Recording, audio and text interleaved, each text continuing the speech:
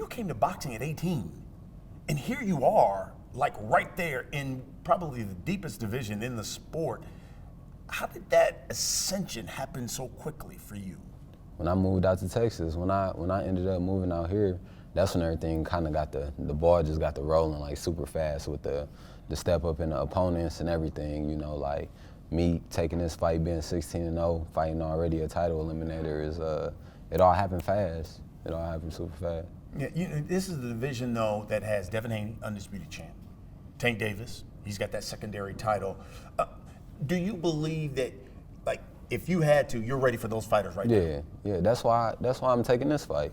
You know, this a title eliminator, so this gonna put me in that position. You know, like Tank got his fights that he got scheduled or whatever. That's gonna push that. Like say me and him was to fight, that'll push that to the end of the year.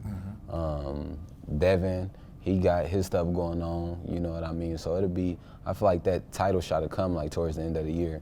But yeah, man, I feel like I'm ready. Yeah. I feel like I'm ready for all of them. You know, they put on their shoes like me. They put on their drawers like me. So I'm ready for them. And what did I remember you even gave me a story that from years ago you sparred Tank. Yeah. And you said after that it was like, oh, I'm there. And Yeah. that was before I even started training with Derek. You know, that was just me going off my natural. You know, now I done slowed everything down. You know, I'm knowing what to do.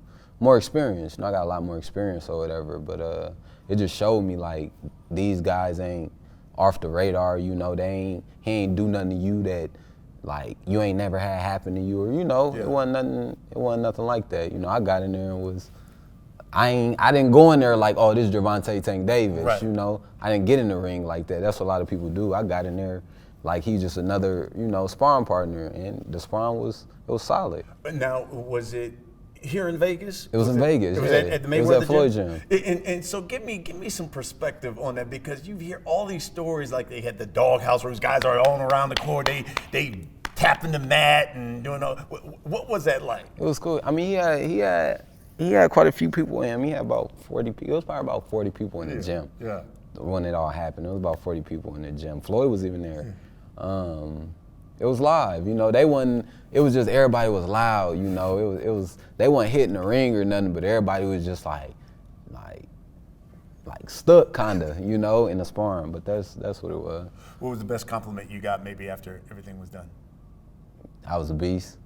You know, they like, man, like they was just looking like, man, you're a beast. Yeah. You got something. Yeah. And that was that. That's great. That's interesting. How you talked about now that you train with Derek, how has your style changed? Talk to me about the Frank Martin now compared to the guy, let's say, from Indy. Okay. So back then, it was more of like, I ain't really understand certain things. You know, my defense I wasn't as fundamental.